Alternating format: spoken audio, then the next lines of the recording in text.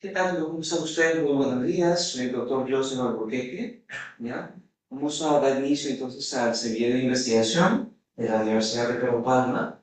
Estamos esperando unos minutos para que se puedan conectar todavía sus compañeros. ¿Ya? Como sabrán, son 16 personas las que han quedado calificadas y seleccionadas a poder participar de manera formal en el semillero de investigación. ¿Ya? Antes de dar inicio con la clase que está programada para el día de hoy, la cual es Introducción a la Investigación Biomédica, vamos a iniciar con una pequeña presentación. Si podría ayudar pasando la diapositiva, por favor. Bien. Entonces, antes de empezar, permítanme presentarme, como les comentaba, yo soy el doctor Joseph Enrique, soy egresado de la Universidad Ricardo Palma, al igual que ustedes. Actualmente soy investigador en la CIP, me dedico a hacer investigación, me dedico a trabajar en docencia también en varias universidades, como por ejemplo la Universidad Ricardo Palma, la Universidad Científica del Sur, la Universidad de Lluvia. Y a la fecha cuento con cerca de 20 publicaciones en revistas indexadas en Scopus, por ejemplo. ¿Ya? ¿Qué más? La línea de investigación del trabajo es la línea de oncología, principalmente. Aquí, con doctores de la universidad, hemos hecho varias colaboraciones, con el doctor Gray Beltrán, de su lo conocen, es un oncólogo de renombre y de prestigio. ¿Ya? ¿Qué más? Tenemos también colaboración con el doctor Palomino, seguro también lo recuerdan, de anatomía patológica, ¿ya? Entonces, bueno, ahí tienen mi correo electrónico, mi bolsa, ¿no? Por si desean para alguna pregunta. Muy bien, entonces pasamos, por favor. Vamos a empezar presentando ese semillero de investigación de la Universidad Ricardo Palma. Básicamente, la idea de este curso era pues, poder invitar a estudiantes de pregrado a poder participar y colaborar en investigaciones, ya, en investigaciones que se estén haciendo con doctores de la universidad. Básicamente, este está programado para durar unas 4 horas más o menos. Consta de dos partes. Una parte de la que es la sesión teórica y otra parte que es la sesión práctica, ¿ya? Entonces, básicamente vamos a tener las sesiones teóricas que van a ser de 2 horas, ¿ya? Y generalmente, como les comentaba, y como se comentó al inicio, va a ser un curso híbrido, ¿ya? Donde el 80-90% de las sesiones lo vamos a trabajar de manera virtual, mientras que un 10 o 20% ya de las sesiones van a trabajarse de manera presencial, como lo es, por ejemplo, el día de hoy, ¿ya? Ahora, es importante que estén presentes en las sesiones que son presenciales, ¿ya? ¿Por qué? Porque ahí justamente es donde vamos a interactuar y más o menos van a poder ir conociendo a cada uno de los autores, ¿no? Con los que van a ustedes posteriormente a trabajar. Es una buena oportunidad para que puedan pues, tener contacto con los autores, no solamente a través de una pantalla, sino un contacto pues, de una manera más estrecha, ¿no? Entonces, como les comentaba, son 2 horas de teoría, ¿sí? Y 2 horas de práctica. El día de hoy vamos a tener la clase teórica y luego vamos a tener la clase práctica, ¿ya? Son 3 sesiones nada más que hemos programado que sean presenciales. La primera, la última y la cuarta. La primera va a ser dictada por mi persona. La segunda, que también es presencial, va a ser dictada por el doctor Soto. Me parece que es la tercera o la cuarta sesión. Ahí vamos a estar comunicando también, ¿ya? Entonces, volviendo a esto. Además de eso, además de las 4 horas mencionadas, vamos a tener también, ¿qué cosa? 1 hora de sesión práctica intersemanal, pero esto con un asesor temático. ¿A qué me refiero con asesor temático? Me refiero a un médico especialista en el campo en el que se va a investigar. Por ejemplo, si usted desea investigar algo de medicina interna, contamos con el apoyo del doctor Alonso Soto. Entonces, el doctor Soto se va a reunir con ustedes y les va a dar básicamente pues una asesoría, ¿no? Pero ya temática, enfocada específicamente a algún tema de medicina interna en el que se tenga interés por investigar. ¿Se entiende, verdad? ¿Alguna duda o pregunta que tengan hasta ahí? De momento ninguna.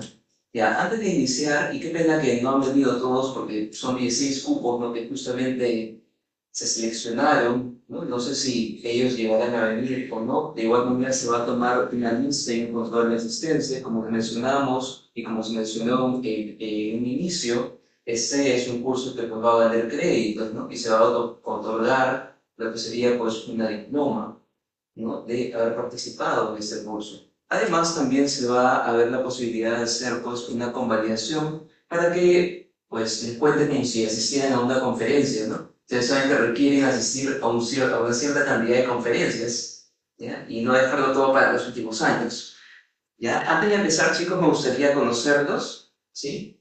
No sé si empezamos por acá de repente con su compañero. Pónganse de pie, por favor, díganme su nombre, en qué año está, y más o menos cuál es el interés que tiene en investigar. A ver, escuchamos. Buenos días, mi nombre es Álvaro Silva. No, estoy mis compañeros en el quinto año académico de la carrera de medicina y mi línea de investigación de preferencia no ha sido la oncología. Y ya se va a hacer esto. Muy bien, muy interesante. Interesante. Continuamos. Mi nombre es Kevin Vázquez. Yo creo que yo soy en quinto año de medicina y bueno, también sigo la misma rama, ¿no? Asociado al COVID. Muy bien. Quinto año, ¿y por qué están llevando fármaco? No, es cirugía. Quinto, perdónenme, pensé que era quinto, sí. Quinto año de cirugía, perfecto. Pero continuamos. Se me va a pasar en medicina. Mi nombre es Tara Juan. Estoy igual también en quinto año, décimo siglo, específicamente. También voy por la línea de oncología. Gracias. Muy bien.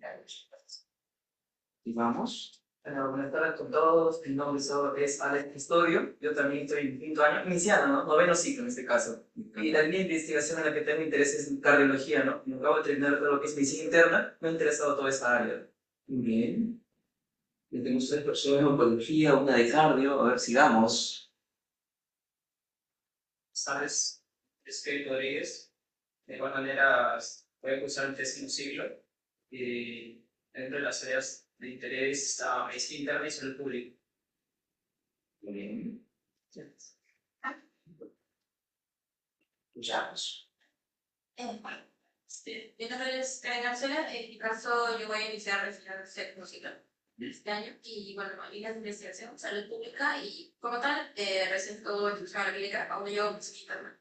Pero aparte de salud pública, me gustaría tal vez sí, ver algo más de mi colegio. Líneas de investigación. Ginecología, muy bien. Muy bien, chicos. Antes de continuar con la parte teórica, con la presentación del día de hoy, quisiera saber si es que alguno de ustedes tiene de repente algún conocimiento, alguna noción, ha llevado un curso o a lo mejor tiene alguna publicación. ¿Sí? ¿No? De repente en la revista de la universidad lo han intentado. De momento no. De momento no. Ya. Bueno, ahora la van a tener. La idea es que saliendo del curso, ¿ya? Entonces, como les comentaba, volvamos a el programa. Ese es el programa, básicamente, ya de semillero de investigación. Posiblemente les vamos a estar enviando un Word, ¿ya? Con el programa detallado, para que más o menos pues, tengan en consideración las fechas que van a ser presenciales, las fechas que van a ser virtuales. Vamos a formar un grupo en WhatsApp también, ¿ya? Para poder estar en constante comunicación. Lamentablemente, el día de hoy no ha podido acompañarnos ni el doctor Soto, que es el director del INSI, ni tampoco el doctor Dante, que también está encargado de dictar el curso, como yo. ¿Ya? Hay otros doctores más que también van a estar involucrados activamente en el curso, ¿sí? Como lo son, por ejemplo, el doctor Manuel Vela, que es oncólogo también, o de repente el doctor Beltrán, como nos he comentado anteriormente, ¿sí? Seguro ya en las siguientes reuniones, posiblemente ellos estén presentes, ¿ya? Para que de repente puedan conversar algún tema relacionado. Ahora, muy bien, continuando entonces con la presentación, la siguiente, por favor. Vamos a, el día de hoy, el título, como les mencioné, es Introducción a la Investigación Biomédica. Básicamente les voy a explicar por qué es importante investigar en medicina. ¿Ya? Vamos a revisar cada uno de esos objetivos, vamos a explicar qué es la investigación biomédica, cómo distinguirla en la práctica clínica, vamos a ver también básicamente cómo es que se justifican las investigaciones y muchas cosas más. ¿Ya? No quiero leer cada uno. Pasamos, por favor. Muy bien, vamos a empezar con un caso clínico. Ven ustedes aquí, les he traído este caso. Ahí todavía no voy a avanzar, por favor. Un paciente mayor de 68 años se presenta con el diagnóstico de cáncer rectal. Este paciente tiene un estadio clínico 2.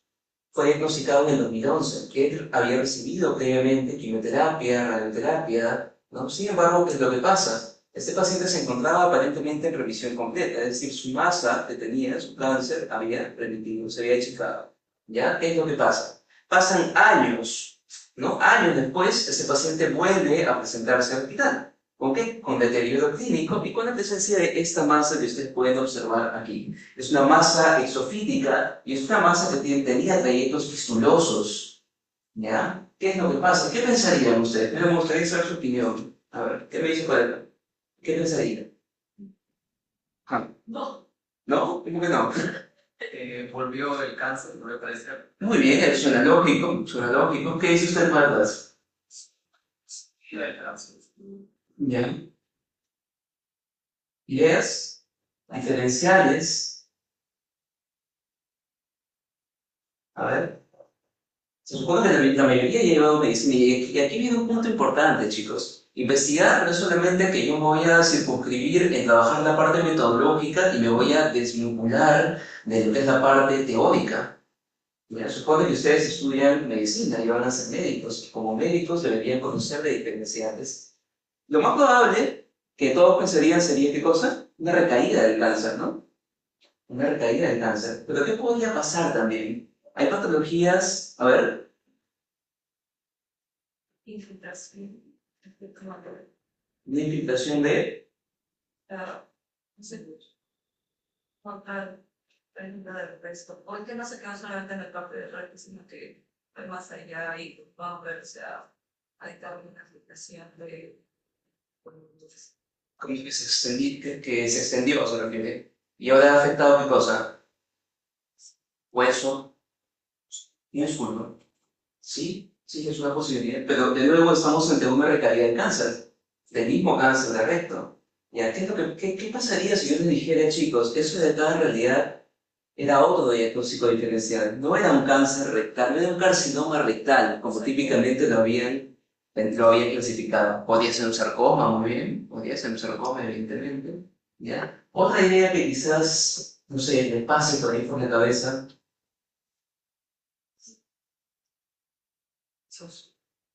Sí, podría ser algo infeccioso también, ¿no?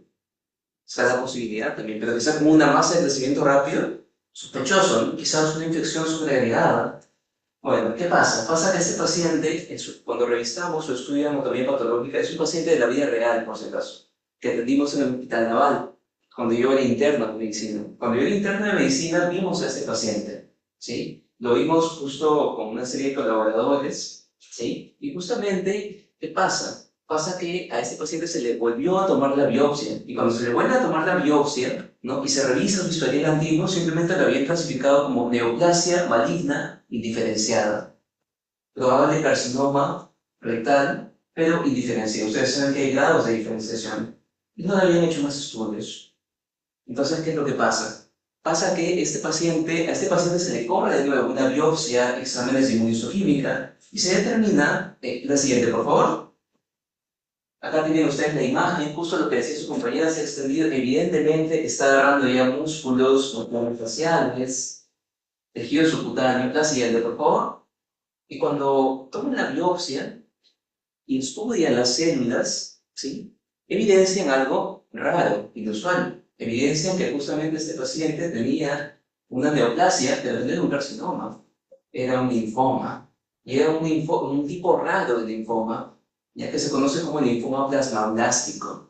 Tenía un linfoma plasmablástico de recto, un linfoma que suele afectar a pacientes con HIV. Sin embargo, este paciente no tenía HIV, para nada. Sin embargo, ese era su diagnóstico. Y adivinen qué, pasemos al siguiente, por favor. Este paciente recibe el tratamiento para el linfoma y miren cómo quedó al final. Otra cosa, ¿no? La masa desapareció completamente. Claro que el paciente, ¿qué tal? ¿Cómo está? Adelante, siguiente, por favor. Ya, este paciente llegó justamente a recibir el tratamiento con el esquema de quimioterapia EPOCH y justamente remitió de masa. Si ven ustedes la diferencia que hace un tratamiento, ¿no? Preciso, específico, ante una neoplasia. Vamos a la siguiente, por favor. Siguiente. Ahí tienen ustedes el estudio, un estudio publicado en la revista polaca de hematología. Es una revista de hematología que está ingresada en Scopus. La publicamos gracias a la colaboración del doctor Duranto, quien fue médico asistente del Hospital Naval, que justamente nos asistió, y en colaboración de nuevo con el doctor Beltrán. Muy bien, pasemos a la siguiente. ¿A qué voy con todo esto? Chicos, investigar cambia la forma en que usted ve la medicina y por tanto sus pacientes. ¿Sí? Es necesario de que usted aplique los conocimientos que tiene a la investigación, que no simplemente se quede como muchas veces veo que desvinculan la investigación a la parte clínica, ¿no? Simplemente a veces trabajan en todo lo que es la parte estadística, en todo lo que es la parte metodológica, y se separan un poco de la parte clínica, cuando ambas están pues superpuestas. ¿Sí? Pasamos a la siguiente, por favor. Ya. ¿Qué más? Chicos, medicina sin investigación es imprecisa. No sé si en su experiencia, en las rotaciones que han tenido la oportunidad de repente de evidenciar esto, que hay una alta variabilidad clínica. De hecho, desde que usted está acá en la Morre, ¿no?, estudiando anatomía, usted de repente estudiaba las ramas de la arteria braquial, ¿no? O las ramas de la arteria cenar, por ejemplo, ¿no? Y usted sabe que tiene 3 porciones. ¿Y qué pasa si a lo mejor usted dice, ya, la primera porción tiene una rama, la segunda porción tiene 2 ramas? Pero ¿qué pasa si usted encuentra 3 ramas en la segunda porción? Usted dice, ¿qué pasó? Esto no es así. En mi libro dice que no es así. ¿Qué pasó?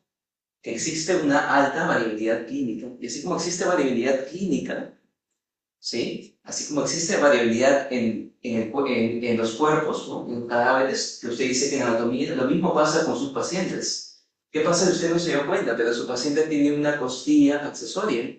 Y eso está causando o condicionando la compresión de repente de alguna estructura vasculonerviosa, como lo es el plexo braquial. ¿Sí? Entonces, a lo que voy es a que una vez que usted se introduzca en este mundo, su percepción en medicina va a cambiar. No es que, ya, le pongo un ejemplo típico. El paciente viene con tos con sangre. ¿Qué piensa? ¿Cómo se llama? Viene con tos con sangre. Álvaro. No, ¿cómo? No. ¿Cómo se le llama a esa presentación? Hemoptisis. ¿Y alguien qué pensaría? Paciente con tos con sangre. Ya, la primera es tuberculosis, puede ser una neumonía. ¿Algo más? Vasculitis. ¿Cuál? Woodbuster. Es una posibilidad. ¿Cuál? ¿Oldo? ¿No?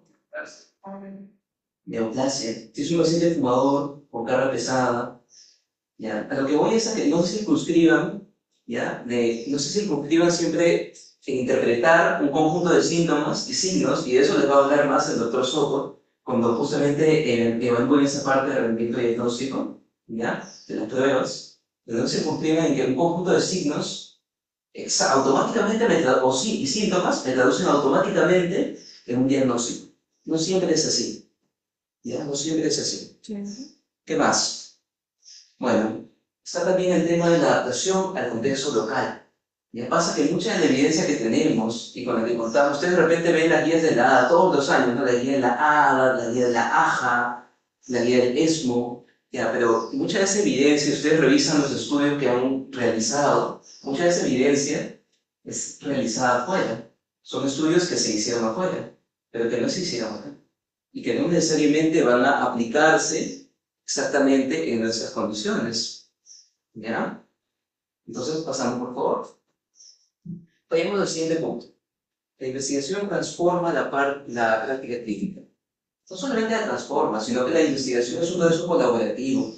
¿Sí? No es que de repente algunos de ustedes todavía piensan, y lo comprendo, ¿no? Todos hemos pensado así alguna vez, piensan de que no, yo hago mi trabajo, yo quiero hacer investigación de repente en herpes virus humano 8 asociado a linfomas, específicamente yo quiero ser el único coautor, y yo quiero hacerlo yo solo, y ¿me entienden, no? Y es como que muchas veces ustedes se van a dar cuenta de que hacer el trabajo solo no es la manera más inteligente de poder llevar a cabo una investigación. Ojo, no les estoy diciendo que no hagan el trabajo, que no hagan investigación por su cuenta. Lo pueden hacer. Es todo un desafío. Sin embargo, tienen que entender algo. de que la investigación es un proceso colaborativo. Es un proceso colaborativo y funciona mucho mejor cuando ustedes lo hacen así. ¿Sí? Incluso la propia medicina, ustedes se van a dar cuenta de que es un proceso colaborativo. Cuando usted va al hospital y ve la atención de un paciente, usted ve el que hace triaje, usted ve a la persona que está en admisión, usted ve al médico que trata, usted ve a la persona que está encargada o el personal de salud que está en enfermería, en la farmacia. O sea, si se dan cuenta, es todo un proceso. Y a lo mismo pasa en la investigación. Sí, lo mismo pasa en la investigación. La investigación realmente puede transformar su terapia clínica, optimizarla quizás, realmente sí lo puede hacer. ¿Ya? Realmente sí lo puede hacer. Algunas de las bondades que tiene, me permite tomar mejores decisiones. ¿Qué más? Aprendes a pensar mejor, no aprendes a abrir tu mente, a tener más diagnósticos diferenciales, a conectar la parte que aprendías, ¿no?, en ese libro color naranja, ¿se acuerdan? De anatomía patológica, de Robbins, con algo epidemiológico, y hacer diferencias. ¿Qué más? Influyes en decisiones, ¿no?, y en políticas. Las políticas de salud pública, por ejemplo, que salieron en el COVID, se relacionan a qué? Justamente a investigación, a personas que decidieron hacer investigación justamente en ese tiempo. ¿Ya? Entonces, no, es algo que no se puede pues, simplemente dejar de lado. Además, mayores indicadores o mejorar los indicadores institucionales. ¿Ya? Nos permite dar solución, también interviene en la parte de gestión. ¿Qué más? Te posiciona también, ¿no? Como un investigador, teniendo una línea de investigación como tal. Pasamos, por favor. Bien. ¿En qué consiste la investigación biomédica? Típicamente pensamos de que un investigador es alguien que está metido en el laboratorio, ¿no? Todo el tiempo. ¿O no? ¿Alguien ha escuchado eso? ¿No? ¿Nunca han visto eso?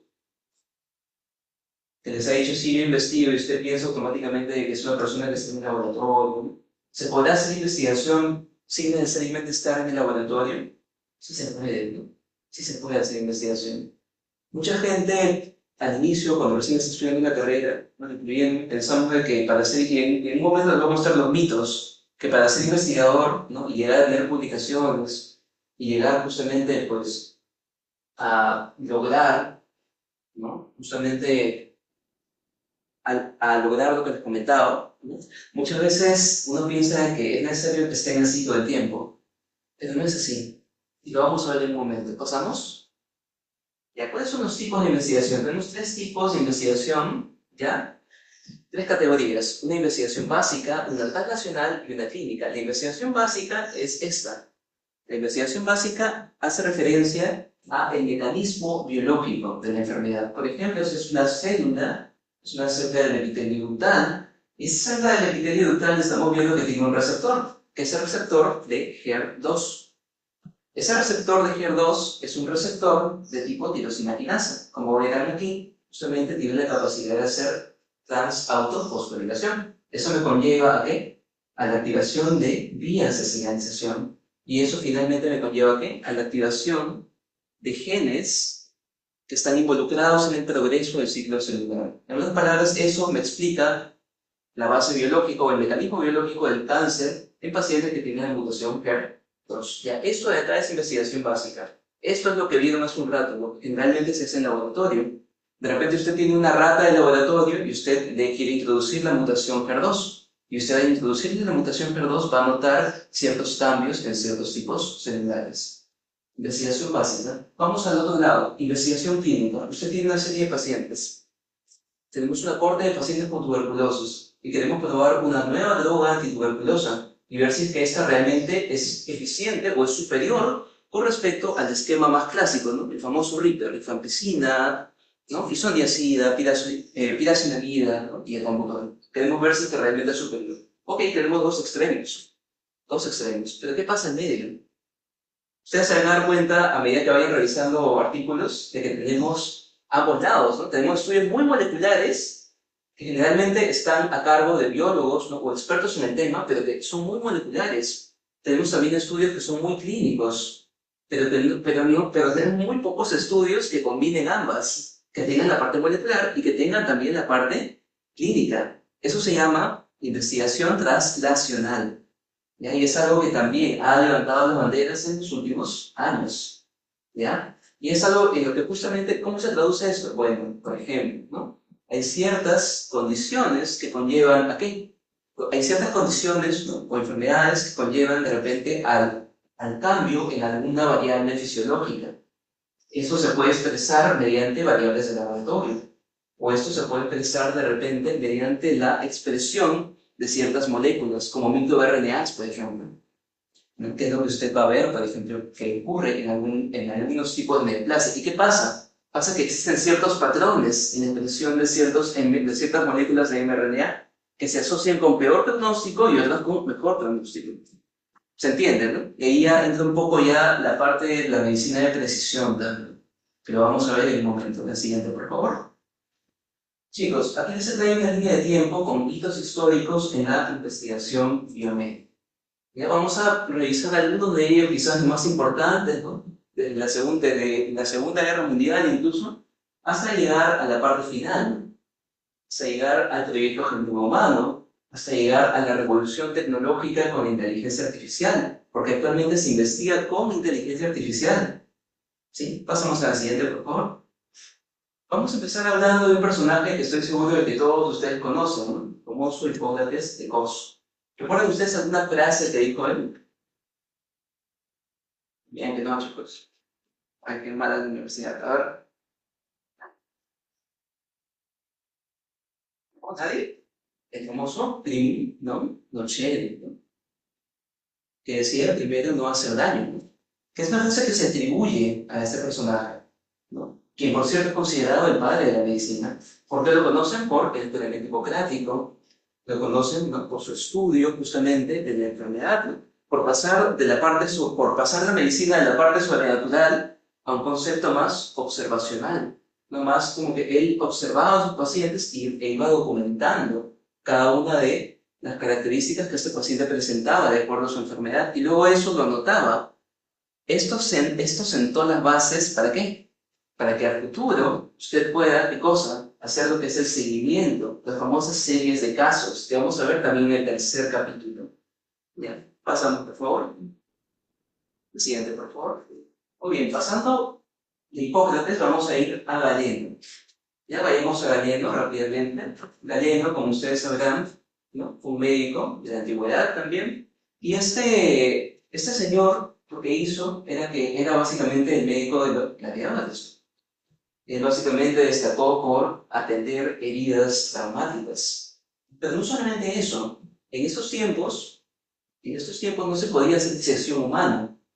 ¿Y qué se hacía? Se estudiaba en animales y luego se hacía la famosa anatomía comparada. Entonces, ¿qué pasa? Pasa que él decidió estudiar en un grupo selecto de animales. ¿Qué cosa? Él decidió estudiar la lesión de este nervio de acá. ¿Alguien recuerda cómo se llama este nervio de acá? Este. Muy bien, el laringio recurrente. Y él observó de que si ese nervio se dañaba, ¿qué cosa pasaba? ¿Cómo? Muy bien, parálisis de las cuerdas vocales. ¿Y si eso ocurre, qué puede conllevar eso? Disfonía. Disfonía. Y él observó eso. Obviamente, años después, si eso va a ocurrir en el Renacimiento, ustedes van a ver de que desmiente muchas de las cosas que él dijo. ¿Ya? Porque él fue famoso por proponer esta teoría de los humores. Eso lo han escuchado, ¿no? En la historia de la medicina. Bien, a lo que voy es a que vean cómo antes se investigaba, ¿no? Todas estas cosas, todos estos hechos han sentado las bases de lo que actualmente es la investigación. La siguiente, por favor. ¿Alguien sabe quién es ese señor? ¿Saben? Es alguien de anatomía. De Sal. Muy bien, es de Sal, el de la fábrica. De la fábrica. Y aquí estamos pues entrando pues, al Renacimiento, ¿no? Justamente, ¿qué hizo él? Famoso por su atlas, ¿no? La anatomía, la fábrica, las disecciones. A medida que vamos entrando al Renacimiento, vamos viendo que las disecciones en humanos se hacen pues, cada vez más, se hace una práctica cada vez más habitual, algo que no se hacía antes, ¿no? La siguiente, por favor. Lo mismo con nuestro Señor. ¿Quién será? ¿Quién será? La siguiente, por favor. Ah, Leonardo, ¿no? Leonardo da Vinci. ¿Ya? Lo mismo. ¿Quién tenía pues un enfoque también centrado en la anatomía? Claro está, porque estamos en el Renacimiento.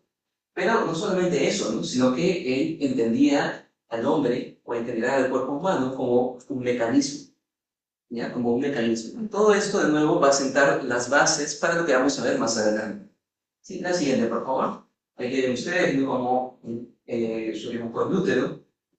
La siguiente, por favor.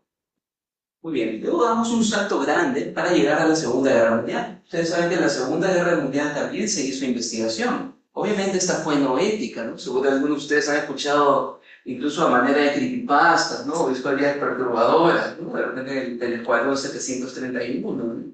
Y cosas así, pero eso fueron cosas reales, ¿no? Evidentemente. Sin embargo, no había pues un marco ético, como hay en la actualidad. ¿Ya? Muy bien, pasamos por favor al siguiente. Luego llegamos aquí.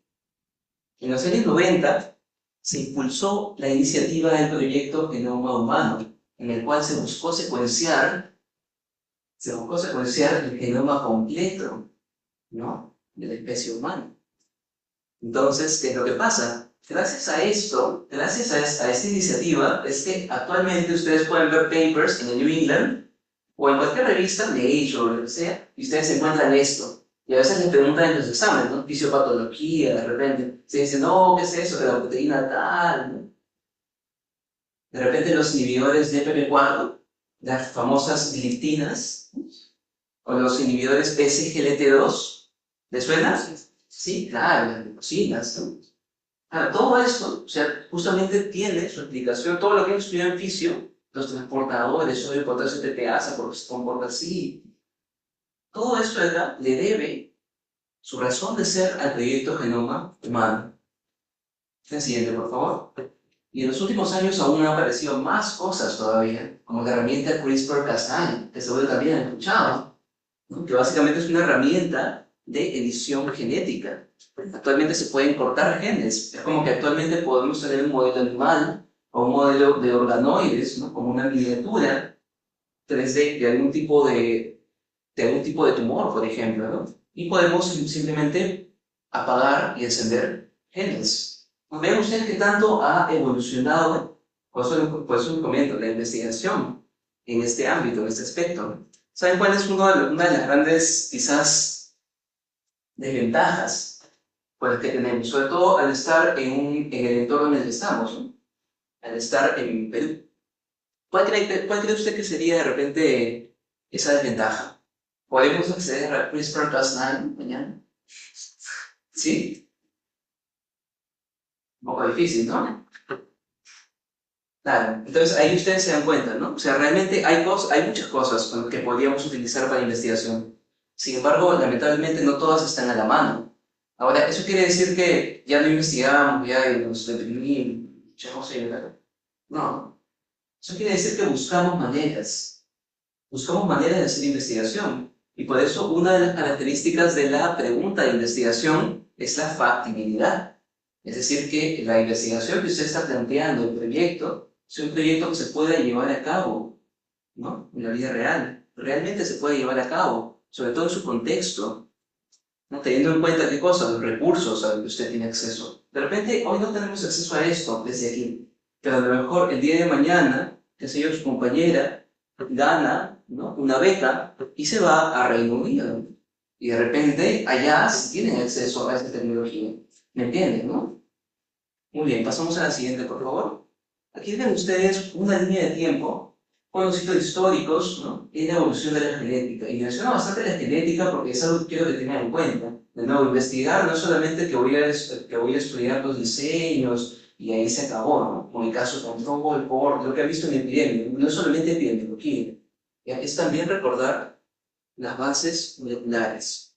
¿Ya? Vean ustedes cómo desde Mendel hemos llegado justamente hasta todo lo que hemos visto en CRISPR-Cas9. Incluso actualmente están impulsando modelos impulsados con inteligencia artificial, optimizados. Vamos a la siguiente, por favor. Y aquí viene lo que les comentaba, ¿no? La revolución de la investigación con inteligencia artificial. La llegada de la inteligencia artificial ha cambiado todo realmente, hasta la investigación. Sobre todo esto, ¿no?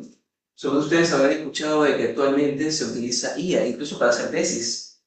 Se puede utilizar, sí. Pero obviamente esta siempre debe tener supervisión humana. No es que yo meto mi trabajo en la IA y le diga, redáctame todo y como que ya, pues, ¿no? No tendría sentido. Aparte de eso, no sé si habrán escuchado, pero la inteligencia artificial tiene ciertas desventajas. ¿Cuál cree usted que sería una, por ejemplo? Entonces, parte de... Así es, en la parte de la redacción. Yo, bueno, he leído en sí que la IA lo que hace al momento de la investigación es de que el pensamiento crítico, más que todo en la parte de cuando una persona recién está empezando a investigar, en la parte de redactar como que simplemente lo deja y lo mete automáticamente que la IA lo haga. Entonces como que hay un razonamiento de su propia parte, sino que deja que lo haga la IA. Y pues eso sí. Se pierde un poco el pensamiento crítico, ¿no? Y eso se ha demostrado, ¿no? Hubo un estudio que salió hace un par de meses, del MIT, me parece, de seguro si lo han visto, tuvo bastante difusión, sobre todo por redes sociales, que justamente mencionaba lo que decía su compañera, se pierde, ¿qué cosa? El pensamiento crítico. No lo perdamos, seamos inteligentes, y usemos la inteligencia artificial como una herramienta, y no esperemos a que pues, nos sustituya, que no lo va a hacer tampoco, por esas características que les estoy mencionando. Una de ellas es esto, no perdamos el pensamiento crítico. Usted es médico como tal, por más que use ChatGPT, ¿no? O cualquier tipo de inteligencia artificial, Gemini, Perplexity, la que quiera, no utilizarlo. Pero el detalle es que no pierda su pensamiento crítico. De hecho, yo siempre les recomiendo a mis estudiantes, yo soy docente de ciencias básicas también, fisiología, anatomía, tesis, siempre les recomiendo a mis estudiantes qué cosa, que ellos, antes de meter su trabajo o antes de meterse a buscar, lean un artículo para que tengan cosas, para que tengan un background sobre lo que van a empezar a escuchar. Cuando usted se mete de lleno, ¿qué es lo que va a pasar? Usted de repente se va a contaminar con información que no necesariamente es verdadera. ¿No les ha pasado de casualidad que ChatGPT o Gemini les bota información falsa simplemente por quedar bien? O sea, simplemente por... No, de verdad, ¿eh? No se ríen. Simplemente por quedar bien. Es porque están justamente programadas ¿para qué? Para que puedan producir qué cosa. Para que puedan para producir cierta cantidad de empatía, cierto grado de empatía, al punto de ser complaciente. ¿Ya? Entonces es importante que tengan eso también en consideración. No solo eso, sino las alucinaciones de la IA. La IA puede alucinar. Pero, de nuevo, tiene que haber alguien que comande. ¿Quién es esa persona? Ustedes. Ustedes son los que van justamente a comandar esas interacciones. ¿No? Es decir, que lo que su búsqueda no se le vaya de las manos. ¿Ya? Pasamos a la siguiente, por favor. Aquí viene lo que les mencionaba, chicos. La medicina basada en evidencia. ¿Alguien sabe lo que es la medicina basada en evidencia? ¿No? La medicina basada en evidencia, chicos, es un enfoque que ha tenido bastante cabida en los últimos años. Justamente consiste en eso, ¿no? En hacer o en convertir a la práctica médica, ¿en qué?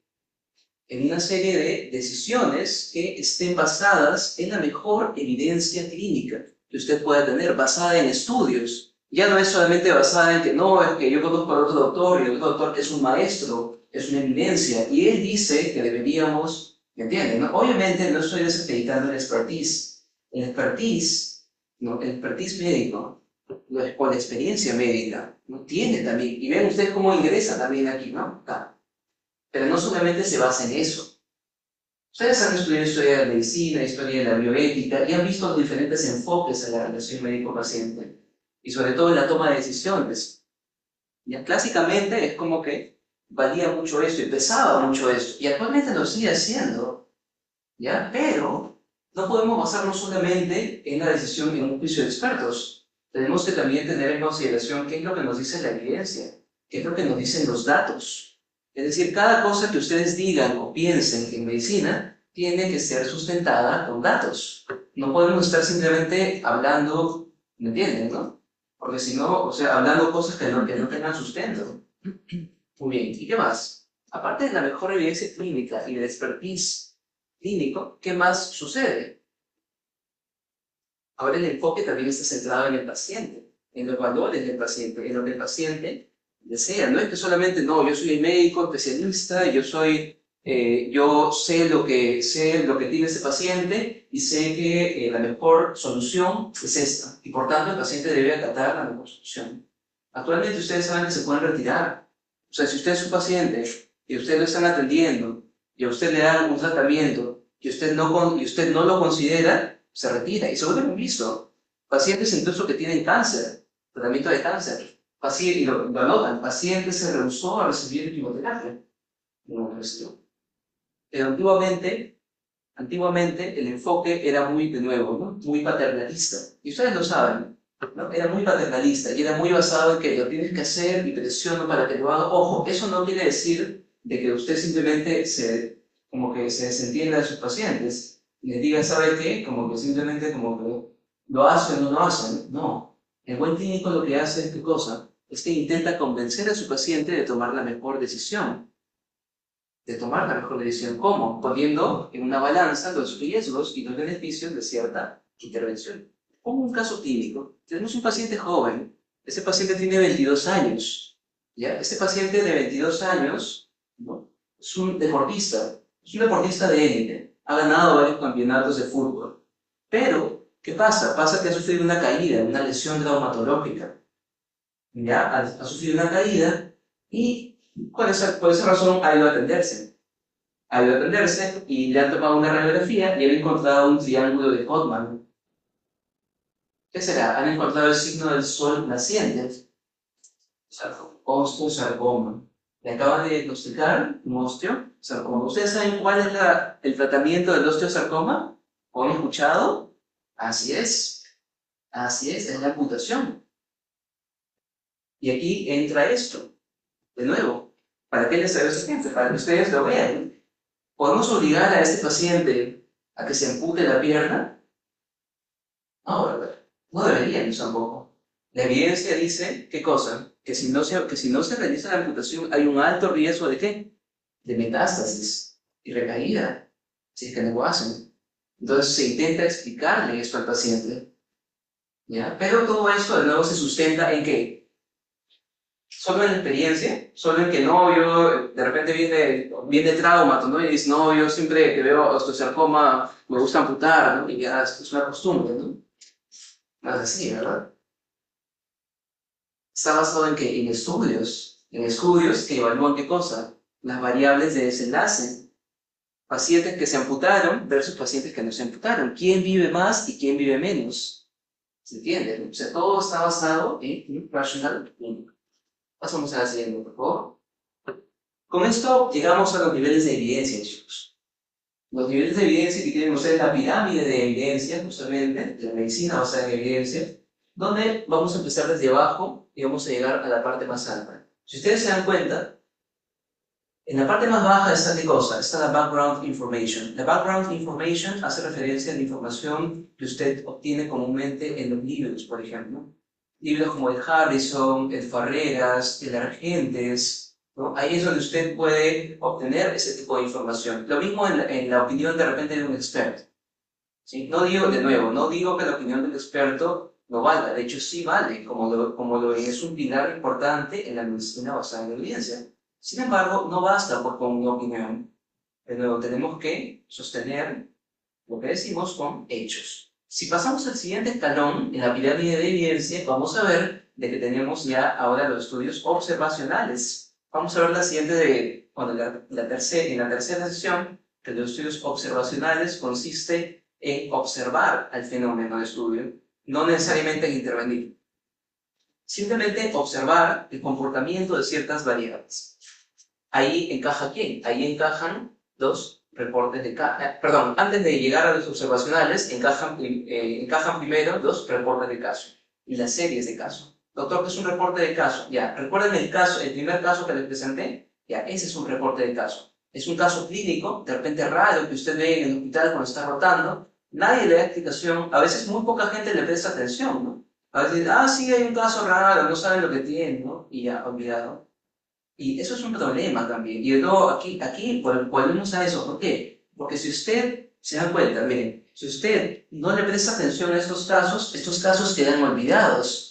Y de todo el pool de información que usted encuentra en PubMed o en la plataforma de búsqueda que sea que esté utilizando, Usted va a ver y va a decir, pero qué raro, no hay información sobre esta enfermedad. ¿Será que realmente no es prevalente en nuestra área?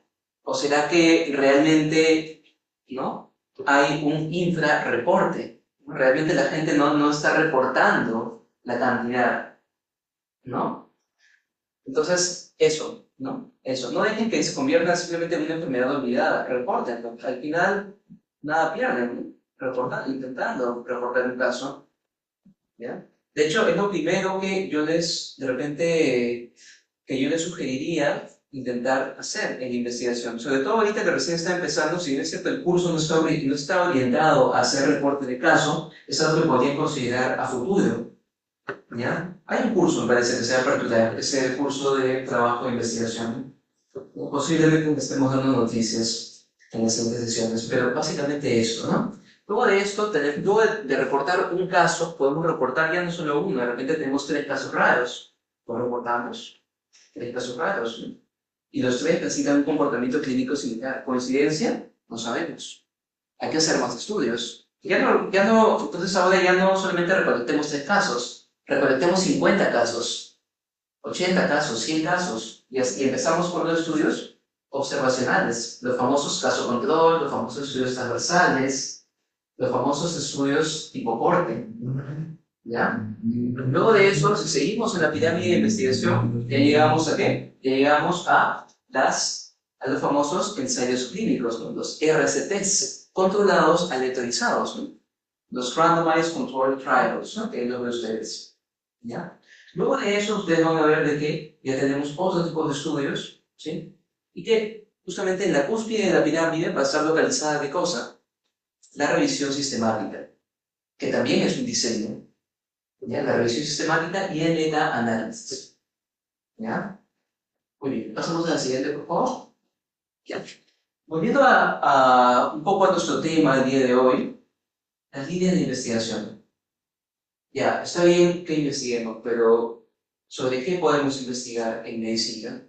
Bueno, tenemos que ir de acuerdo a lo que dice la línea de investigación, las líneas de investigación del MINSA, que son estas: malnutrición y anemia, resistencia bacteriana, trastornos mentales y enfermedades del sistema nervioso, enfermedades metaxénicas, neoplasias malignas, obesidad, enfermedades no transmisibles, ahí va todo lo que mencionaba hace un rato, de cardio, por ejemplo, ¿no? Tuberculosis también. Ya pasamos a la siguiente, por favor. Porque realmente las líneas que coloca el MINSA son líneas que son prioridades a nivel nacional. ¿Por qué? Porque estas patologías son justamente, ¿qué cosa? Las que generan mayor mortalidad en nuestra población. Y por tanto, en base a estas líneas de investigación se implementan diversas políticas de salud pública. No es que simplemente a alguien se le ocurrió y diga, ya vamos a investigar eso porque sí. O sea, siempre el hecho de que usted va a investigar, y lo van a ver más en el punto de investigación, tiene que ver con una política de salud pública. ¿Ya? No es que solamente se investiga por investigar. Ahora, si volvemos a lo de la Universidad Ricardo Palma también tiene sus prioridades y sus líneas de investigación. Accidentes de tránsito, cáncer, enfermedades metabólicas y cardiovasculares, infecciones respiratorias, ITS, malnutrición, anemia, metaxénica, salud mental, medicina del estilo de vida, ¿no? Medicina regenerativa, economía de salud, entre otras más. Ahí la pueden ver. Pasamos, por favor. Muy bien, de nuevo, ¿por qué investigar en medicina? Aquí está, ¿no? Que ya les había comentado. Básicamente, le va a permitir a usted poder optimizar la atención hacia sus pacientes. ¿Qué más? Va de repente conseguir mejores oportunidades, mejores propuestas. Puede conseguir becas, puede conseguir residencias, fellowships, ¿no? ¿Qué más va a hacer? Usted va a explorar brechas locales en lo que respecta a ¿qué? Al conocimiento, ¿no? Al conocimiento. O sea, usted no se va a quedar solamente con lo que leyó en los libros. De repente usted tiene hasta ahora un marco de conocimiento basado en Harrison, o basado en Ferreras, o basado, qué sé yo, en el libro Moore solamente de anatomía, pero a lo mejor hay más. A lo mejor si usted busca información, lo que están llevando cirugía, de repente van a darse cuenta de que actualmente no solamente está lo que estaba en sus libros de anatomía, ¿no? Sino que actualmente se tiene una concepción un poco más rigurosa de ciertas estructuras, ciertas fases, ¿no? Pasamos a la siguiente, por favor. Muy bien, les traigo aquí otro caso clínico, hablando de por qué investigar y qué investigar siendo un estudiante. Paciente VIH, tiene 29 años, este paciente viene con un derrame pleural del lado derecho. Ya, este derrame pleural de este paciente está condicionando de que él tenga disnea. ¿Qué diagnósticos diferenciales podrían plantear? Su recuento de CD4 está en 0 y su carga viral es indetectable de lo alta que está. ¿En qué sospecha? Carga viral en 0. Sí, o sea, está en el piso. Hemocistitis. Ya, pero la hemocistitis causa efusión pleural. Podría causarlo, ¿no? Podría causar, pero no es lo más frecuente. Un poco raro. La hemocistitis se presenta típicamente como una enfermedad subaguda. ¿Cómo se llama ese patrón? Alas de mariposa, ¿no? Un patrón parchado de radiografía, vidrio meritado, bien lo llaman en la tomografía. Es un derrame pleural y ¿saben qué? Le toman una muestra de líquido pleural de este paciente. Y lo que evidencia es la siguiente, por favor. Bueno, ahí tiene la tomografía, la siguiente. Ahí está, evidencia de células neoplásicas. Evidencia de células neoplásicas. Y eso de acá, adivinen con qué es consistente. La siguiente, por favor. Un linfoma de efusión pleural, el cual se asocia típicamente al virus herpes virus humano 8, ¿no? Al virus que se asocia al Kaposi sarcoma. Y que típicamente ocurre en este tipo de pacientes y que es un linfoma de muy mal pronóstico, altamente agresivo. ¿Ya? Pasamos a la siguiente, por favor. Y a ver, antes de pasar la explicación, ¿no? ¿Alguien sabe por qué? Porque aquí, por ejemplo, también viene el porqué de la investigación. Investigar no es solamente que usted investiga y publica y ya. Investigar le va a ayudar de nuevo a mejorar, ¿qué cosa? A mejorar su conocimiento sobre una entidad, a poder explicar el porqué de unas cosas que se ven. Pero ¿por qué un virus, que es uno de los herpes, que es el herpes virus humano 8, que es el virus del Kaposi sarcoma, me puede causar un derrame pleural? ¿Alguien sabe por qué? ¿Cuál es el mecanismo, no? Cuando ustedes tienen una pregunta así, ¿qué hacen? Típicamente, investigan. ¿Cómo van a investigar? ¿ChatGPT? ¿Verdad? Lo buscan en el artículo. Bueno, en mis tiempos lo buscábamos en artículos. Usted no sabía algo, entonces se iba a su computadora, a PubMed, y se quedaba ahí un par de horas buscando, investigando qué pasó. ¿Qué es lo que pasa? Pasa que este virus puede, ¿qué cosa? Aumentar la expresión genética de una proteína que se conoce como el VEGF, factor de crecimiento del endotelio vascular, VEGF, ¿ya? V o VEGF. ¿Y qué es lo que hace eso? Aumenta la permeabilidad capilar. ¿Sí? ¿Dónde? En los capilares, ¿no? ¿De dónde? Están justamente revestidos la arteria. Y de esa manera es que se explica que justamente causa ¿qué cosa? El derrame pleural tan masivo, que muchas veces vemos. Porque este linfoma se presenta justamente como una efusión, como un derrame maligno. Puede ser en la pleura, puede ser en el pericardio, puede ser de repente en la cavidad pulmonar. Pasamos a la siguiente, por favor. Entonces, entienden, ¿no? A lo que voy con esto. Entienden a lo que voy con esto. Ya, les traigo esta imagen. A ver. ¿Qué pensarían de esta paciente? Les pongo esto. Les ponen esto en un examen, ¿no? Medicina interna. ¿Cuál es el diagnóstico de esta paciente? ¿Cómo? Muy bien, mucormicosis. ¿Cómo lo sacó? Y es cosas que atraviesan hacia el ojo o hacia la resonancia magnética en el cerebro. Muy bien. Y sobre todo, el color, ¿no? Una escarcha necrótica en la región facial. ¿Y alguien se acuerda esa mucormicosis, ¿no? Que puede llegar a ser rino cerebral? ¿No? ¿Alguien se acuerda en qué pacientes es frecuente?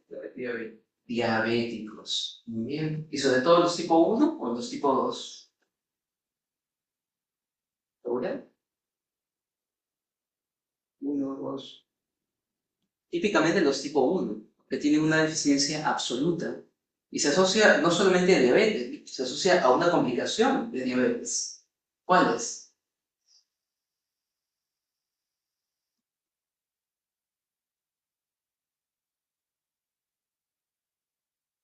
Es una complicación de diabetes. Hay una complicación aguda de diabetes.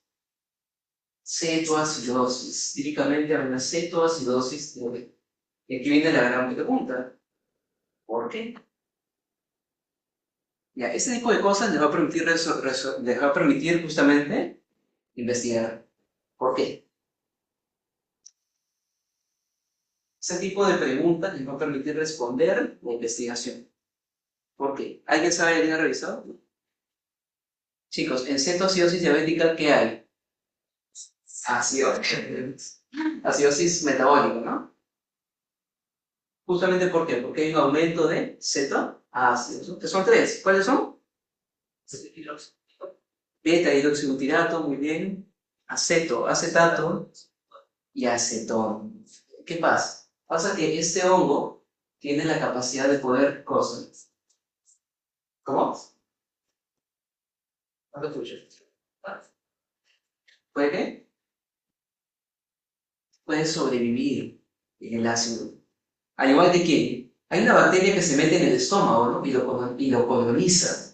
En Helicobacter pylori. Y ustedes se acuerdan del mecanismo. ¿Por qué puede sobrevivir en el estómago? Si el estómago es ácido, ¿cómo sobrevive? Tiene una enzima, ¿no?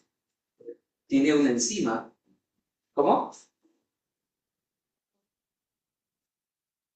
Una enzima que se llama ureasa. Ureasa. Bueno, aquí igualito. Tiene una enzima también.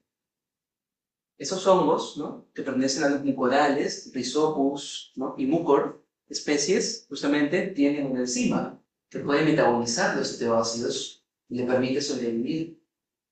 ¿Ya? Además de que el paciente con cetoacidosis diabética es un paciente que está como teóricamente tiene un grado de inmunosupresión. ¿No? ¿Por qué? Porque la carga elevada de glucosa causa disfunción de los fagocitos. ¿Se acuerdan? La vía de los AGEs, la vía de la proteína quinasa C, la vía de los polioles, todo eso causa o termina alterando la vía del estallido respiratorio. ¿Sí? Bien. Bueno, pasamos a la siguiente, por favor.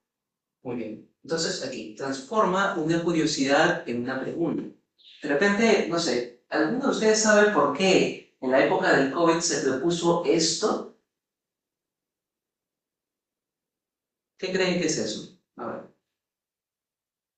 Típicamente, en la época del COVID, inicialmente hacían hisopados nasales, ¿no?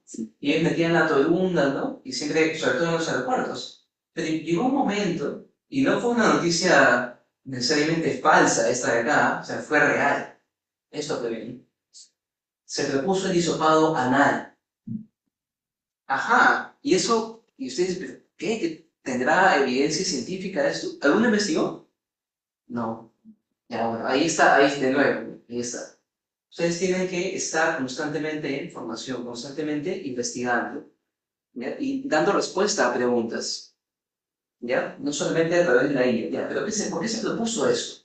Eso se propuso porque, vean ustedes, porque se evidenció que el virus tenía la capacidad de infectar, no típicamente decían, sí, solamente los neumocitos tipo 2, ¿no? Y causaba ARDS y causaba enfermedad por COVID-19. Pero no solamente infectaba a esas células, podía infectar también, ¿qué cosa? A los enterocitos.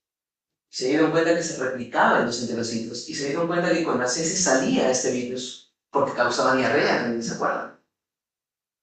¿Y qué pasa? Hicieron estudios, pasamos a la siguiente, por favor.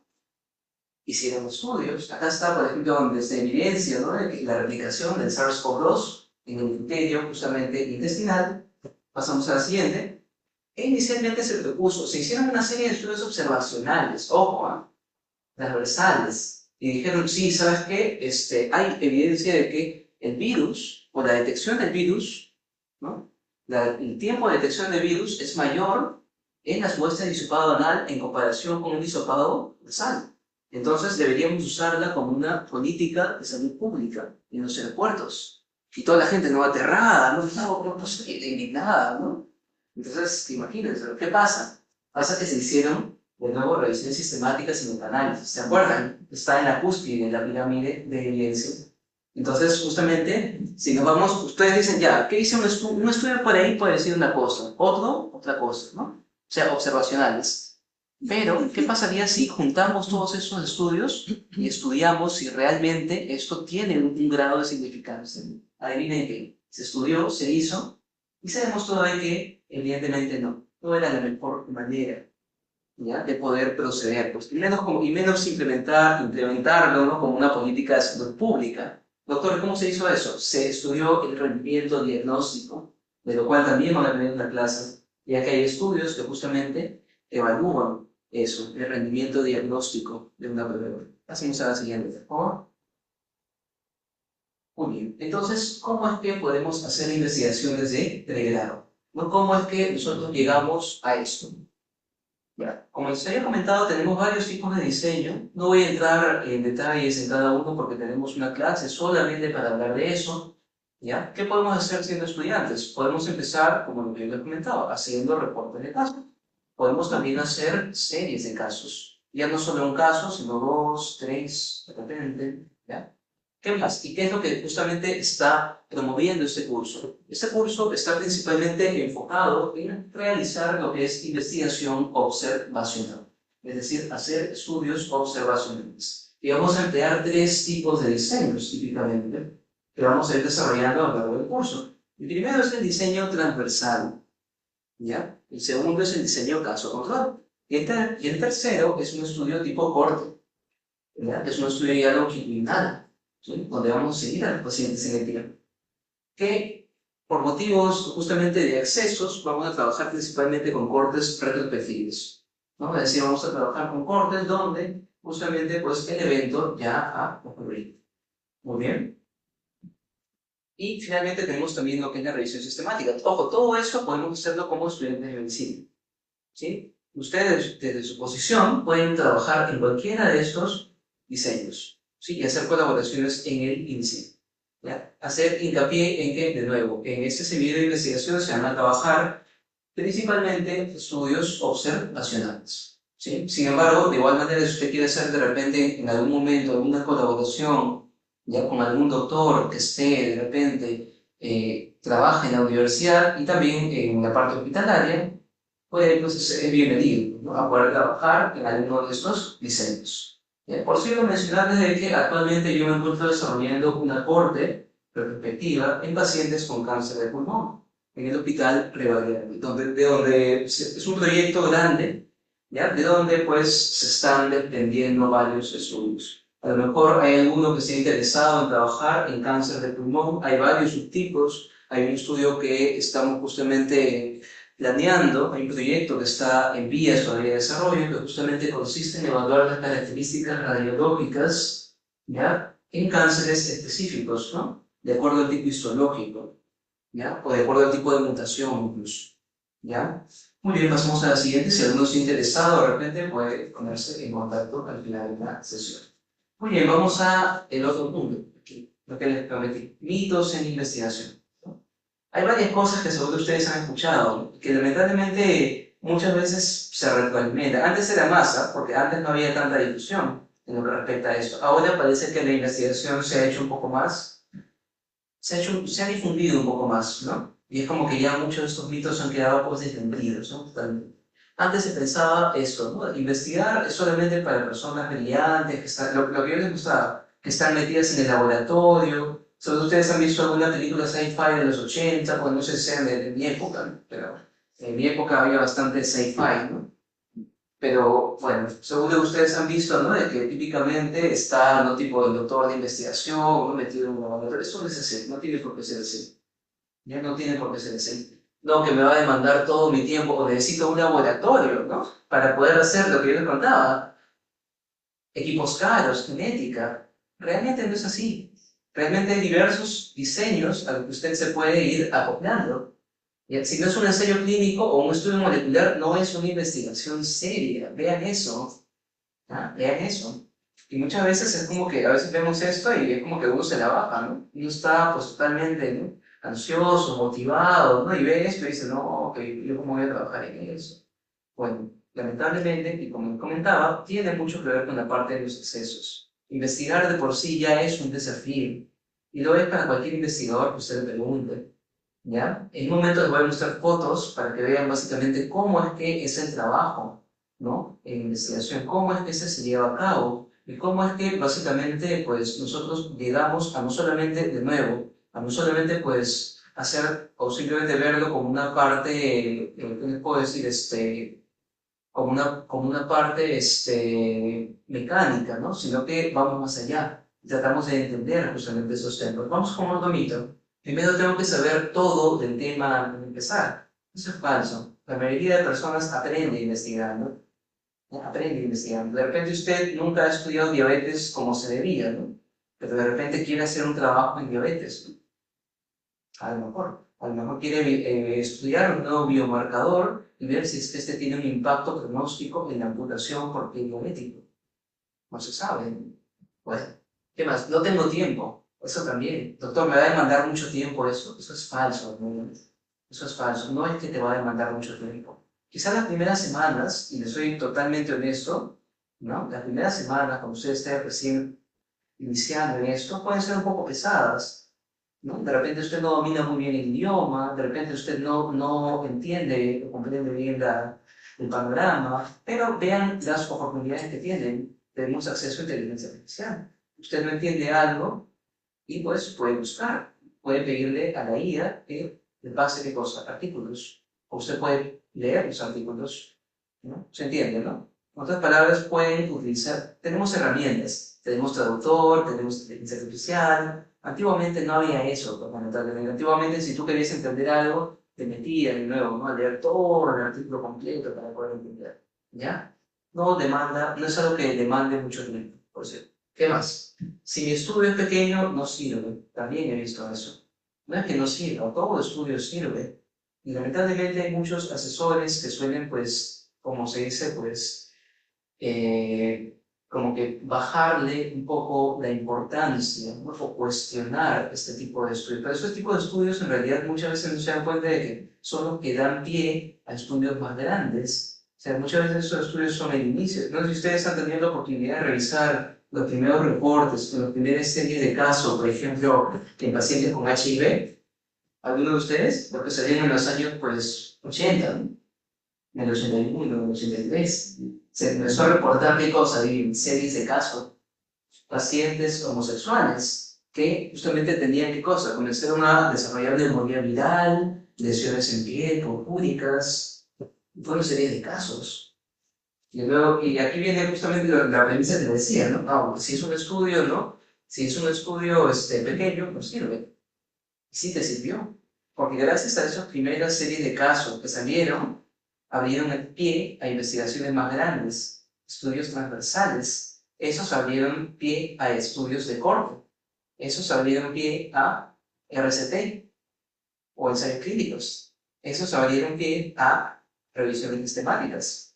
Y actualmente pues se sabe, ¿no? Ya que el VIH tiene esas complicaciones.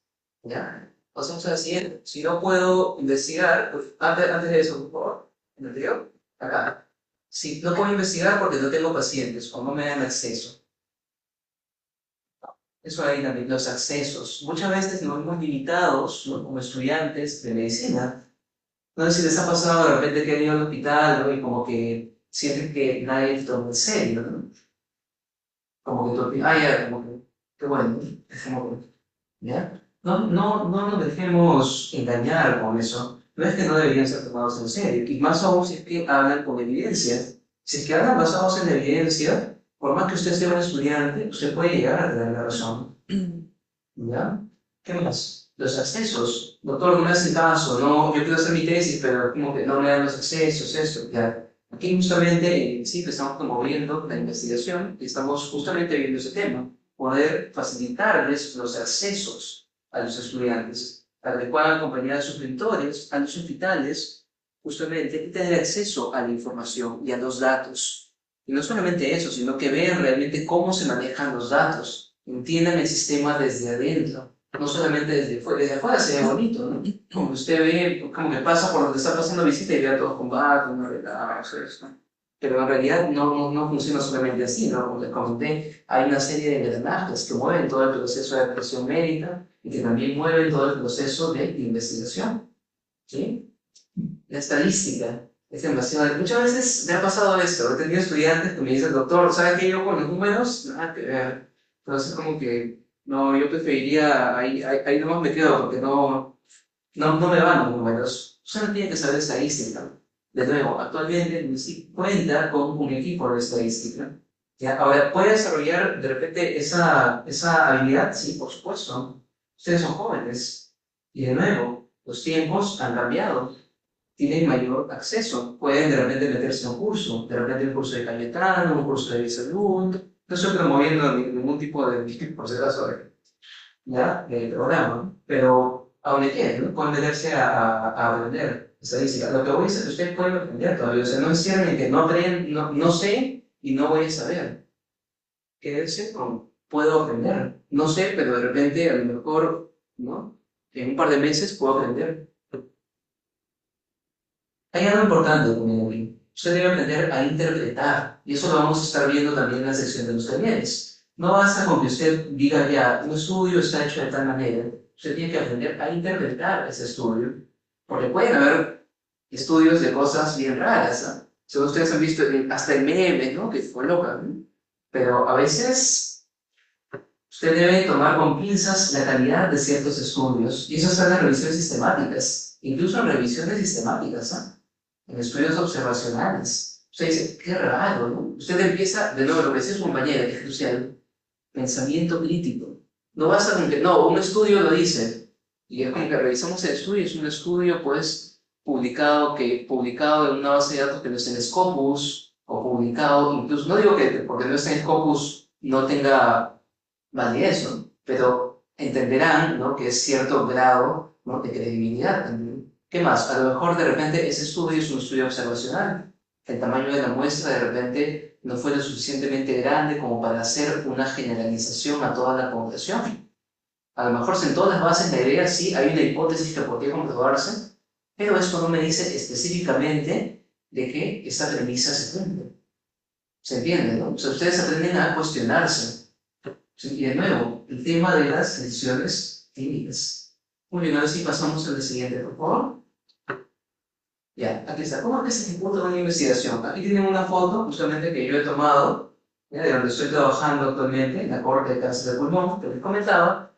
Así es cómo se ejecuta un estudio. Para empezar, antes de hacer esto, obviamente no es como que vamos a hacer esto al frente, no. Se elabora un proyecto de investigación. Ese proyecto de investigación tiene que ser aprobado. Una vez que este proyecto de investigación sea aprobado, ¿qué es lo que vamos a hacer en este curso? Vamos a proceder con la parte operativa. En la parte operativa vamos a trabajar esto. Doctor, ¿qué es eso? Esas son las historias clínicas, que seguro ustedes habrán revisado, ¿no? Como buenos externos. ¿Qué son? ¿O no? Sí, seguro les han pasado, ¿no? Ya, tú, haz un resumen para el día de mañana, ¿no? De toda la vida del paciente, de toda su enfermedad. Y ustedes, ¿no? Justamente revisando las historias clínicas se van a dar cuenta de muchas cosas. Se van a dar cuenta, por ejemplo, de la temporalidad del paciente, la temporalidad de la enfermedad, de la presentación clínica, ¿ya? ¿De qué más? De cómo se comportan ciertas variables en el tiempo. Es básicamente lo mismo que hacen en la práctica clínica. Es como si usted estuviera atendiendo al paciente, solo que sin el paciente. A lo que voy es a que traten de entenderlo así. No lo vean como solamente datos. Si ustedes lo ven como solamente datos, ahí están incurriendo en un error. Porque no es solamente un dato, es el dato de una persona, de un paciente. ¿Se entiende? No es el dato de un paciente, de una persona que tiene una enfermedad. Y a lo mejor este dato no fue tomado en el mejor momento. Ustedes han estado, no sé si han hecho guardias, todavía de repente, ¿sí? O han estado de repente en servicios que han sido muy movidos y han visto pues que el flujo de pacientes es bastante. No siempre se puede registrar la información de la manera en que se debería. Y lamentablemente uno no es consciente de eso a veces. No es consciente de eso hasta que uno empieza a revisar. Como si usted fuera un auditor, ¿no? Usted comienza a revisar y usted se da cuenta de que realmente cómo llegan estos pacientes. Realmente cómo algunos datos no están donde deberían o están en otras partes. Usted aprende también a ordenarse. ¿Cuál es la historia natural de la enfermedad de este paciente? ¿Cómo se presenta? ¿Qué tanto tiempo ha vivido? ¿no? ¿Qué tanto tiempo ha estado libre de esta enfermedad? ¿Qué otra comorbilidad tiene? ¿Tendrá importancia, ¿no?, el hecho de que tenga un paciente que tiene 10 años de enfermedad a uno que tiene 20 años de enfermedad? ¿Qué dicen ustedes? ¿O es lo mismo? Bueno, diabetes es diabetes. Total. ¿Qué dicen? ¿O es lo mismo? Sí. ¿Por qué? El pensamiento. ¿Por qué? Una complicaciones crónicas, ¿Como cuáles? neuropatía, diabetes. Exacto, la nefropatía diabética. Si ustedes estudian de nuevo la historia natural de la enfermedad, van a ver de que justamente el tiempo es vital, ¿no?, es crucial. A partir de aproximadamente los 5 o 10 años, ¿no?, comienza ya a evidenciarse un deterioro clínico, incluso los que están bien controlados. ¿Ya? Entonces, de nuevo, importante ver la temporalidad. Pasemos a la siguiente, por favor. Muy bien, así básicamente como trabajamos. Aquí tengo una foto, ¿sí?, donde pues, he cubierto las identidades de algunos de mis estudiantes que me están acompañando justamente a hacer este tipo de investigación, ¿no?, como me comentaba. Básicamente es así como trabajamos, ¿no? Es así como se trabaja pues, lo que es la parte operativa, ¿no? Básicamente revisamos historias, ¿no?, tomamos datos y de nuevo pues los ordenamos. Los ordenamos, ¿por qué? Porque sabemos que con los datos y para eso pasamos a la siguiente, por favor. Con esos datos, vean ustedes que es todo un proceso, es el proceso de evaluación. Esa es la parte asistencial. En la parte asistencial usted evalúa a su paciente, va a ver si tiene neuropatía, si tiene, qué sé yo, algún signo clínico importante, ¿no? De repente tiene un cambio de Virchow, un signo de desarteriedad o lo que sea, ¿no? Y usted va a llenar. No usted, sino la persona que atiende, ¿no?, va a llenar la historia clínica del paciente. Y al llenar la historia clínica del paciente, ¿qué más va a pasar? Estos datos van a ser consignados, ¿dónde? En las historias clínicas del paciente, con una fecha determinada. Pero, ¿qué más va a pasar? Luego, ¿cuál es el trabajo, ¿no?, o lo que vamos a hacer en investigación observacional, que es lo que yo he comentado? Estos datos nosotros tenemos que extraerlos. O sea, nosotros vamos a estar aquí, de acá para acá. O sea, tenemos que extraer estos datos que han sido consignados y luego todos esos datos tenemos que analizarlos mediante análisis estadístico. ¿Sí? Mediante análisis estadístico. ¿Dónde? ¿Cómo? En la computadora. Podemos usar Stata, SPSS, RStudio. Luego, con esos datos, vamos a presentar resultados para poder hacer generalizaciones, ¿ya?, en base al comportamiento de ciertas variables del estudio. ¿Ya? Esa básicamente va a ser la manera en la que vamos a estar trabajando, en la que se trabaja la investigación observacional. Doctor, y en el caso experimental, lo mismo. En el caso experimental, lo mismo. Básicamente, la investigación es una ciencia de datos. Se requieren datos. Si usted no tiene ningún dato, no recolecta ningún dato, no puede hacer investigación. Hasta para hacer reportes de caso requiere de datos. Hasta para hacer estudios secundarios, como estudios bibliométricos, o metaanálisis, revisión sistemática, requiere datos. En otras palabras, requerimos datos para hacer estudios. Y les cuento algo, en el Perú, si bien es cierto, no tenemos muchos accesos, tenemos recursos limitados, ¿saben qué sí tenemos? Muchas brechas en el conocimiento. Y podemos aprovechar esas brechas en el conocimiento para poder hacer investigación. ¿Sí? Pasemos a la siguiente, por favor. Básicamente, como les comentaba, la idea es pasar de esto, de un proyecto, a esto, un artículo de investigación. De nuevo, no se puede hacer un artículo de frente, se requiere hacer un proyecto. Y ya de ese proyecto de repente se pueden desprender varios artículos, ¿no? O a lo mejor tengo este proyecto, junto a una base de datos, que a lo mejor realicé un proyecto similar en otra institución, y a lo mejor podemos compararlo. Ya no es un estudio unicéntrico que se realiza en una sola institución, sino que se vuelve un estudio multicéntrico. ¿Se entiende, no? La importancia. Pero de nuevo, todo debe estar colocado en el proyecto de investigación. ¿Sí? Cada uno de los pasos, cómo es que vamos a llegar justamente al resultado que esperamos. Pasamos a la siguiente, por favor.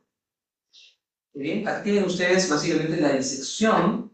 Vean ustedes, entiéndanlo como si fuera, pues, como si estuvieran en la morgue, después estuvieran diseccionando un cuerpo, ¿no? Es básicamente lo mismo, ¿no? así como está diseccionado y compuesto un proyecto de investigación.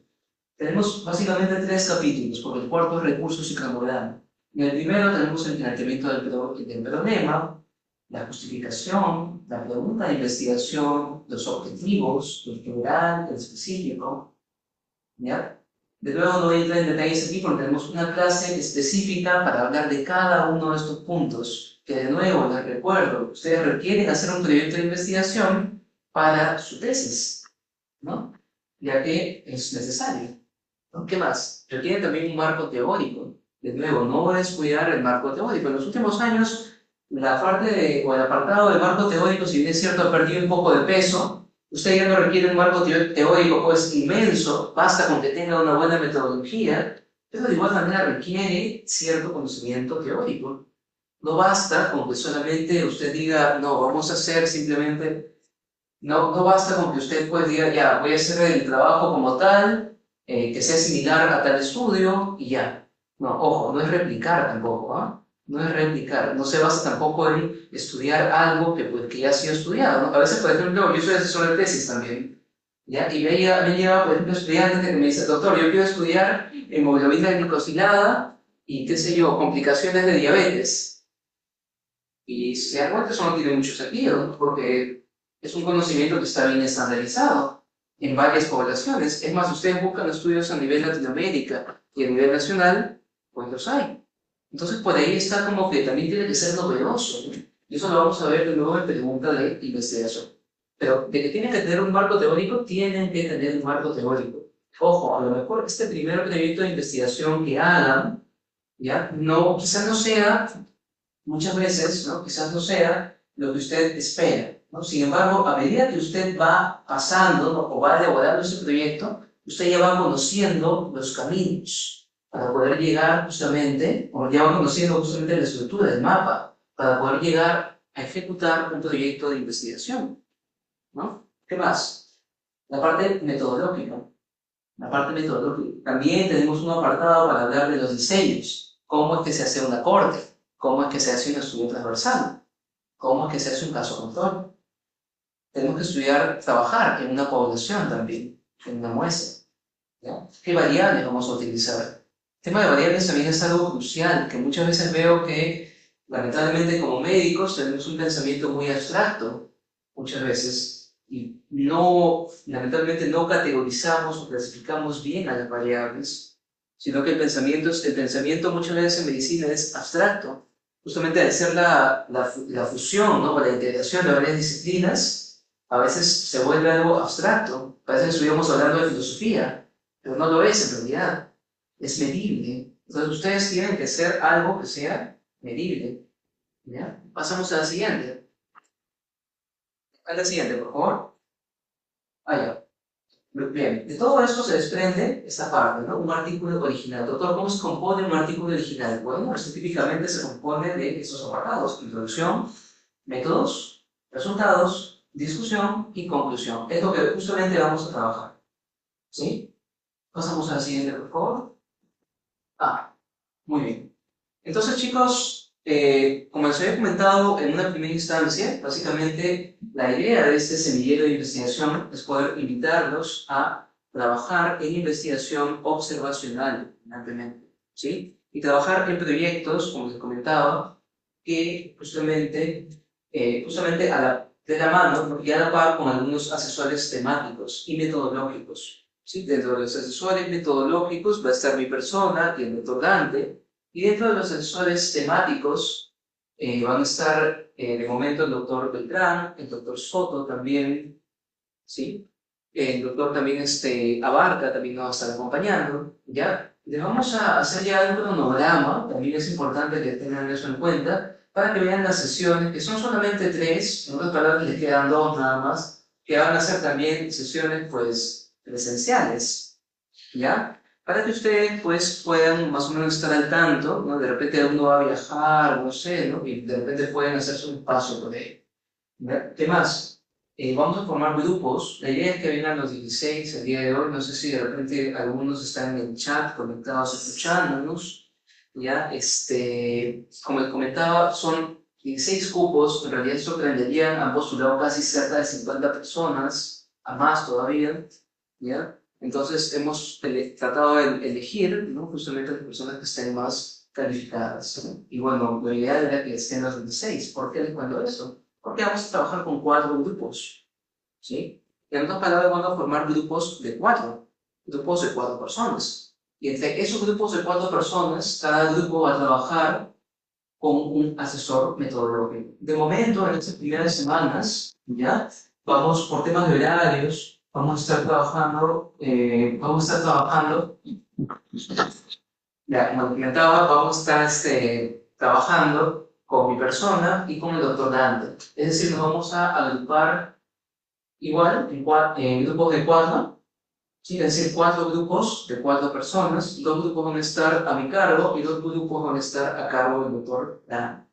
¿Ya? Vamos a ir trabajando de esa manera, vamos a realizar de repente algunos puntos, ¿ya? En investigación que de repente les van a dar unas pinceladas sobre lo que van a ver la siguiente semana en la presentación del doctor Dante, que tiene que ver con preguntas de investigación, es decir, ahí sí arrancamos con todo. El día de hoy simplemente ha sido, pues, como les comentaba, una introducción, una invitación, mostrarles básicamente cómo es este mundo, ¿sí? De la investigación, ¿ya? Que vean, pues, básicamente cuáles son los beneficios que ustedes van a poder obtener, ¿sí? Que entiendan, básicamente, la investigación, ¿ya?